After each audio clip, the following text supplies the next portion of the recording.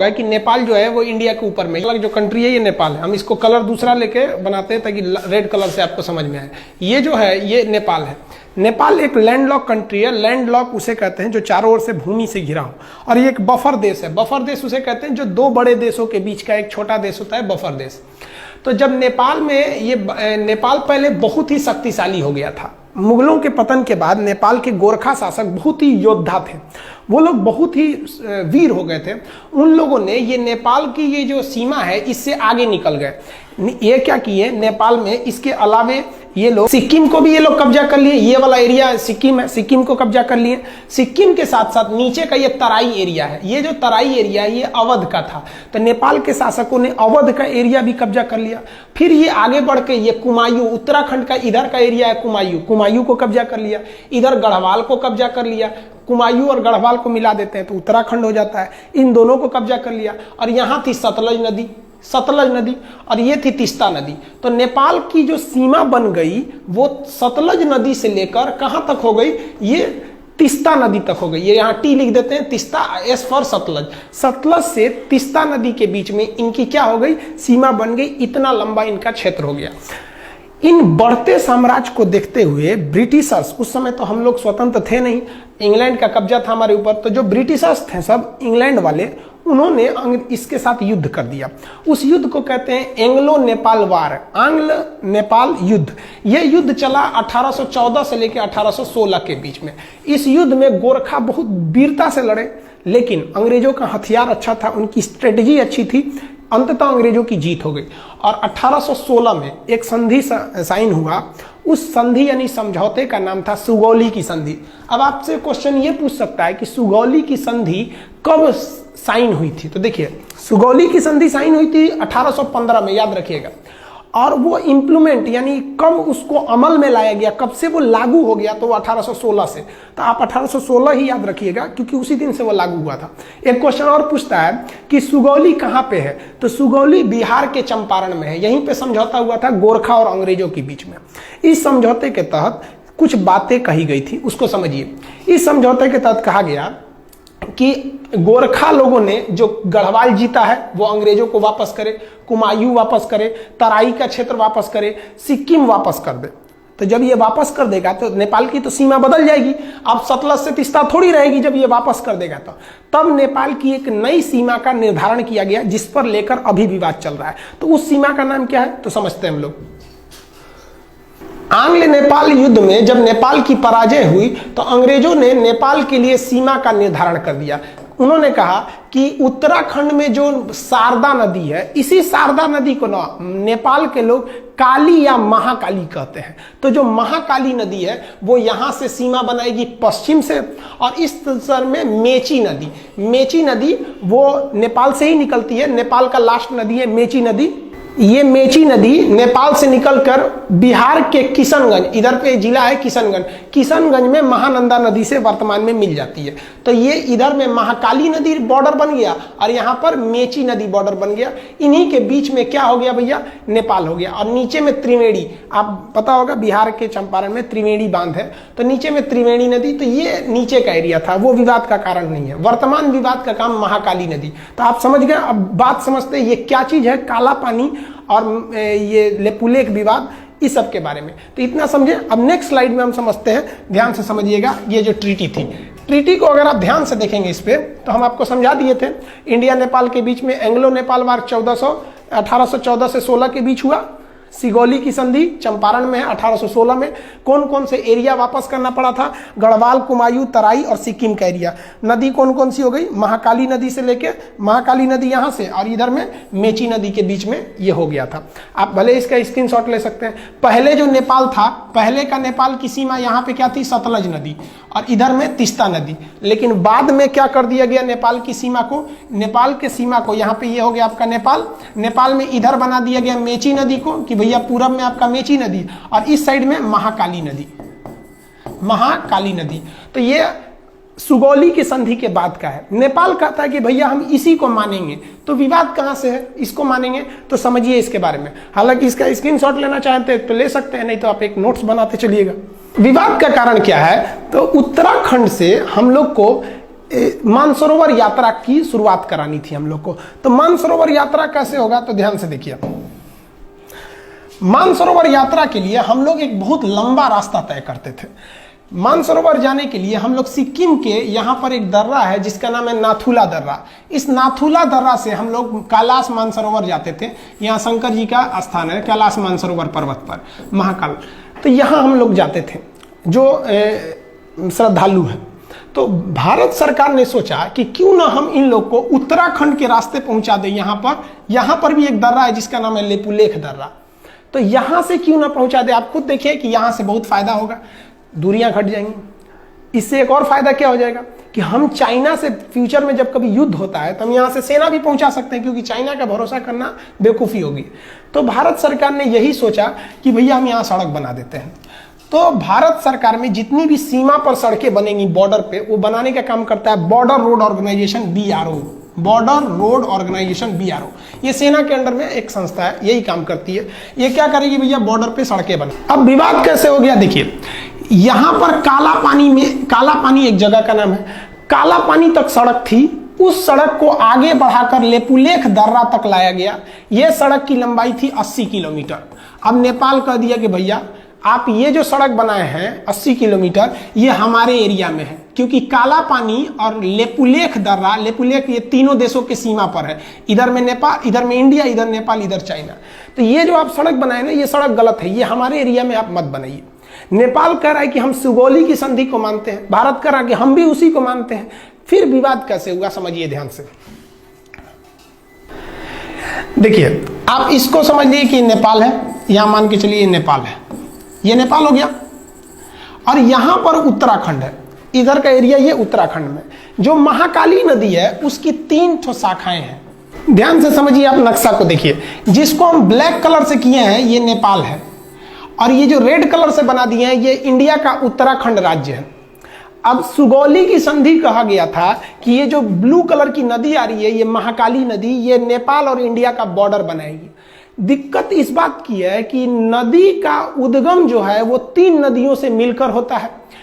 एक इधर वाले का नाम है लिम्पियाधुरा, इधर जो है लिम्पियाधुरा, तो सबसे इधर वाला एरिया है लिम्पियाधुरा, इधर में हो गया काला पानी, और सबसे लास्ट में है लेपुलेख, सबसे लास्ट में लेपुलेख। इंडिया कहता है कि जो महाकाली नदी शुरू हो रही है वो लेपुलेख से शुरू हो रही है। कहां से शुरू हो रही है? लेपुलेख से। इसलिए लेपुलेख से जब ये शुरू हो रही है तो इधर का पूरा एरिया मेरा हो गया। नेपाल क्या कह रहा है ससुरा कि जो महाकाली नदी शुरू होती है वो लेपुलेख से नहीं शुरू होती है। नेपाल कहता है कि यह लिम्पियाधुरा से शुरू होती है। लिम्पियाधुरा से जब शुरू होती है तो ये बॉर्डर होना चाहिए। यानी सारा का सारा झमेला ये इसी एरिया के लिए। ये हल्का सा जो एरिया इसको हम दूसरे किसी कलर से कर देते हैं, ये एरिया से विवाद है। सारा विवाद इसी एरिया को लेकर हो रहा है। अब आपको बता दें कि ये जो एरिया है, इस एरिया पर पहले से कब्जा इंडिया का है। ये जो ट्राई जंक्शन है तीनों का एरिया, इस पर अधिकार पहले से इंडिया का है। तो नेपाल कह रहा है कि भैया मेरा है, आप खाली करिए। नेपाल को ये गर्मी कहाँ से है भैया? इतना जुनून जो कभी हमसे आंख मिला नहीं सकता था, आज इतना बढ़ के बोलने लगा। समझिए इसके बारे में। तो ये समझ गए, बॉर्डर रोड ऑर्गेनाइजेशन ने एक न्यू सड़क बनाई थी। कहां से? काला पानी से लेपुलेख तक 80 किलोमीटर। किस लिए? मानसरोवर यात्रा पर जाने के लिए। अब नेपाल ने एक नया नक्शा लगा दिया। नेपाल ने अपने नए नक्शा में लिम्पियाधुरा को, काला पानी और लेपुलेख, यानी ये पूरे एरिया को अपने नक्शा में दिखा दिया कि भैया ये पूरा एरिया नेपाल का है। इसने अपने नक्शा में दिखा दिया। इंडिया ने कहा भैया हम ये नक्शा को नहीं मानते, ये नक्शा गलत है। वो कहता कि नहीं आप मानिए, क्यों नहीं, ये सुगौली की संधि 1816 की बात है। तो आप समझ रहे हैं ना, वो उद्गम से एक झमेला है कि कहां से माना जाता है यहाँ पर। अब थोड़ा समझिए नेपाल ऐसा क्यों कर रहा है। नेपाल में अभी जो सरकार है वो सरकार है नेपाल कम्युनिस्ट पार्टी की। जैसे अपने यहाँ भारत में बीजेपी की सरकार है, उसी तरह फिलहाल नेपाल में नेपाली कम्युनिस्ट पार्टी है। ये चाइना की कम्युनिस्ट पार्टी से बहुत मैच करती है, दोनों की विचारधारा मैच करते हैं, इसलिए ये चाइना की ओर बहुत बह रहे हैं। और उसके प्राइम मिनिस्टर हैं KP शर्मा ओली। ये तो समझिए कि एकदम बैठे हैं चाइना की गोद में जाने के लिए तैयारी में। इनको समझ नहीं आ रहा है कि चाइना इनको बर्बाद करेगा। चाइना किसी को भी अपने डेप्ट ट्रैप में बिछा लेता है, यानी कर्जा देकर उनको फंसा लेता है। इतना ना कर्जा दे देता है औकात से ज्यादा कि ये कर्जा चुका नहीं पाते हैं। उसके बाद कहता है कि मेरा कर्जा लाइए, तो ये कुछ कर नहीं पाते, कहते नहीं है। तो चाइना कहता है तब मेरी बात मानिए। यही चाइना करना चाहता है किनके साथ? नेपाल के साथ। इनको शर्म नहीं आ रही, समझ में भी नहीं आ रहा है और शर्म भी नहीं आ रही है। कैसे?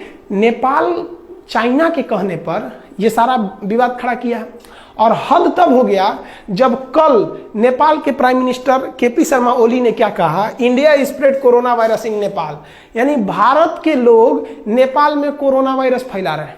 सोचिए, भारत के लोग फैला रहे हैं, हद हो गया भाई। हिंदुस्तान ने नेपाल को 2 लाख टैबलेट दिया था हाइड्रोक्सीक्लोरोक्विन का, 2 लाख टैबलेट दिया था नेपाल को पैरासीटामोल का, और वो भी उससे पैसे नहीं लिया था, गिफ्ट में दे दिया था कि भैया आप हमारे पड़ोसी हैं। और अमेरिका को हम लोगों ने पैसे में बेचा था। उस गिफ्ट का नतीजा ये है कि हम लोग कोरोना वायरस फैला रहे हैं। और क्या बोला ये केपी शर्मा ओली ने कि Indian corona is more lethal. Lethal मतलब होता है खतरनाक। मतलब इंडिया का जो कोरोना वायरस है वो अमेरिका, इटली और चाइना के वुहान वाले कोरोना से ज्यादा खतरनाक है। हद है भैया आपका। ये है केपी शर्मा ओली, इनको समझ में नहीं आ रहा है। तो आप ये समझे ना कि लिम्पियाधुरा का मेन विवाद क्या है। लिम्पियाधुरा उत्तराखंड के पिथौरागढ़ जिला में आता है, यह समझ में आ गया आपको। अब आगे समझाते हैं और क्या चीज है। इसका स्क्रीनशॉट लेना चाहे तो ले सकते हैं।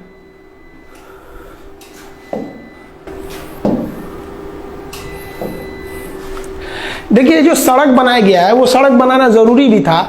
हमारे जो श्रद्धालु कैलाश मानसरोवर यात्रा जाते हैं, आप उनका स्थिति देखिए, कितने दुर्गम इलाके में जाते हैं, दुर्घटना हो जाती है। और भी आप देखिएगा तो इस एरिया में क्या हालत है सड़क का। आप देखिए कितनी गहरी खाई है, इतनी गहरी खाई में ये लोग, हम लोग की यात्रा करनी पड़ती है। ये मतलब जो कैलाश मानसरोवर की यात्रा पे जो श्रद्धालु जाते हैं उन पे, तो ये सड़क बनाना एक तरह से जरूरी भी तो था।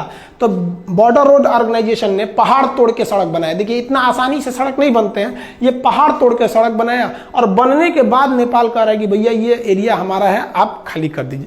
तो थोड़ा हम अब हम ये समझते हैं कि इंडिया को नेपाल के साथ क्या करना चाहिए, हर चीज का एक कंक्लूजन होना चाहिए। तो देखिए उसके बारे में। देखिए, पहला तो इस मुद्दे को हमें नॉर्मली डेलीगेट बेसिस पे कूटनीतिक तौर पे सुलझा लेना चाहिए। कूटनीतिक मतलब होता है बातचीत करके अधिकारियों के द्वारा इस मामले को सुलझा लेना चाहिए। क्यों? क्योंकि हम अपने दोस्त बदल सकते हैं, पड़ोसी नहीं बदल सकते हैं। दोस्त तो बाद में आते हैं, पड़ोसी तो बगल में रहते हैं। अगर हम अपने पड़ोसी से ही दोस्त की तरह व्यवहार रखेंगे तो ज्यादा अच्छा रहेगा। तो इंडिया इसीलिए नेपाल को समझाता है, लेकिन ये समझ नहीं रहे हैं। तो चलिए एक तो हम दिखाते हैं। नेपाल के साथ इंडिया ने ट्रेलर दिखाया था 2015 में। 2015 में मधेसिया विवाद था। इंडिया के कुछ मधेसिया जाति के लोग नेपाल में बसे हैं, नेपाल उन लोग का ध्यान नहीं रख रहा था। इंडिया ने भी क्या किया, तो ध्यान से देखिएगा। नेपाल का जो बॉर्डर शेयर होता है इंडिया के साथ, ये मैदानी क्षेत्र है, यहाँ ट्रक वगैरह जा सकते हैं, इस रास्ते से ट्रक वगैरह जा सकते हैं। लेकिन ये वाला एरिया पूरी तरह पहाड़ है और बड़े बड़े पहाड़ हैं। माउंट एवरेस्ट भी उसी साइड में है, बड़े बड़े। तो चाइना से इधर आना बड़ा मुश्किल हो जाता है। इसलिए चाइना हो गया या कोई भी हो गया, वो अपना सामान अगर चाहते हैं कि नेपाल को बेचे, तो वो नेपाल को बेचने के लिए वो सामान को चाइना से वो कलकत्ता बंदरगाह पे उतार देते हैं और कलकत्ता बंदरगाह से ट्रक के रास्ते इसको नेपाल पहुंचा दिया जाता है। इसका मतलब नेपाल पूरी दुनिया से अगर चाहता है जुड़े तो उसके लिए 2 ही रास्ते हैं, या तो भारत या तो चाइना। अब समझिए भारत और चाइना में क्या प्रॉफिट है उसको। अगर कोई आलू आप नेपाल भेजते हैं इंडिया के रास्ते, तो ट्रांसपोर्ट को जोड़कर अगर खर्चा निकालिएगा तो 1 किलो आलू अगर 10 रुपया है, तो नेपाल पहुंचते पहुंचते वो 10 रुपये किलो का आलू 12 रुपये किलो हो जाएगा, क्योंकि यहाँ ट्रक वगैरह का भाड़ा भी जोड़ना है। लेकिन वही आलू जो 10 रुपये किलो अगर आप चाइना की ओर से भेजिएगा तो ये आलू 250 रुपये किलो हो जाएगा। इतना भयानक इधर मतलब पहाड़ है, सबकी जा ही नहीं पाएंगे आप यहाँ पे। तो इसलिए नेपाल को भी सोचना चाहिए कि भैया अगर भारत ने यहाँ से ब्लॉक कर दिया तो हालत खराब हो जाएगा। 2015 में भारत ने यहाँ से ब्लॉक कर दिया था, 2 महीने तक ब्लॉक कर दिया। 2 महीने में नेपाल का ये हाल हो गया कि नेपाल के जहाजों के पास पेट्रोल नहीं था। वो नेपाल के प्रधानमंत्री बोले थे कि कोई भी जहाज अगर नेपाल में आता है ना, तो आप वो जहाज का पेट्रोल लेके आइएगा, हमारे यहाँ पेट्रोलों नहीं बचा हुआ है। ये हाल हो गया है नेपाल का। तो अगर इंडिया ब्लॉकेज लगा देता है तो नेपाल कहीं का नहीं बच पाएंगे।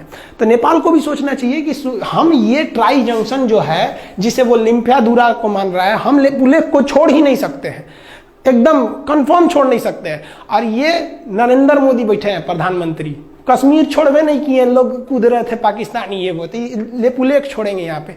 इनका भी दिन खराब चल रहा है, विनाशकालीन विपरीत बुद्धि। आप समझदार हैं, आप भी समझते हैं ये सब चीज़ों के बारे में। तो ये टोटल ट्राई जंक्शन का विवाद था। आप होप आप समझ गए होंगे काला पानी। तो काला पानी, लेपुलेख, लिम्पियाधुरा, ये एरिया जो है ये कहाँ पर है? पिथौरागढ़ उत्तराखंड में है। तो नेपाल को इंडिया की कितनी ज़रूरत है आप समझ सकते हैं। और हम लोग ने कभी भी नेपाल का बुरा नहीं चाहा है। इवन हमको नेपाल के बारे में भी सोचना चाहिए।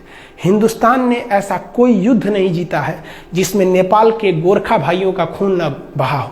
हमारे जनरल थे मानिक साहब, बहुत ही बहादुर फील्ड मार्शल, जनरल से भी ऊपर का पद होता है फील्ड मार्शल। इतना ऊपर पद होता है सेना में कि आज तक 2 ही लोग को मिला ही, KM करियप्पा और मानिक शाह। मानिक शाह ने बोला था कि अगर तुमसे कोई कहता है कि मुझे मरने से डर नहीं लगता है तो समझ जाना वो झूठ बोल रहा है, या तो वो गोरखा सिपाही है। तो भारत में गोरखा सैनिक भी है। तो हमें ये भी देख के चलना है कि नेपाल से अच्छा संबंध बना के रखें ताकि वहां से हमारे देश में गोरखा सैनिक आ सके। बहुत ही योद्धा होते हैं और पहाड़ों पर लड़ने के लिए माहिर होते हैं। और कश्मीर में पहाड़ी एरिया में वो बहुत कुशलता से अंजाम दे सकते हैं। कारगिल की लड़ाई में भी वो लोग भाग लिए थे।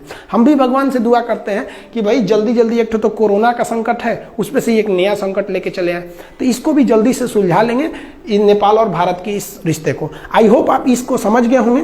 नेक्स्ट हम आपको समझा देंगे कि टूर ऑन ड्यूटी क्या चीज़ है, सेना में 3 साल कैसे जाना है, फिर नेपाल से क्या, नेपाल के साथ चाइना के साथ अभी जो नया विवाद हो गया है वो क्या चीज़ है, इस सब के बारे में हम समझा देंगे।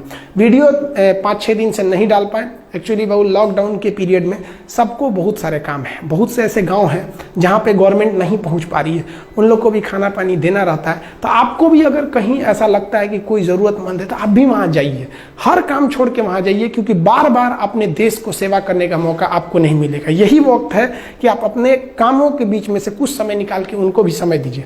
तो जब अब कभी कभी वीडियो रुक जाता है तो आप बात समझिए बाबू, उस काम को भी हम छोड़ नहीं सकते। तो थोड़ा हम उधर बिजी थे इसलिए हम वीडियो नहीं बना पाए, अब आ गए हैं, अब वीडियो कंटिन्यू रहेगा। आई होप आप ये समझ गए होंगे। नेक्स्ट वीडियो में हम फिर चर्चा करेंगे, अब सब्जेक्ट भी स्टार्ट कर देंगे, बायोलॉजी जो छोड़े थे या फिर पॉलिटी वगैरह।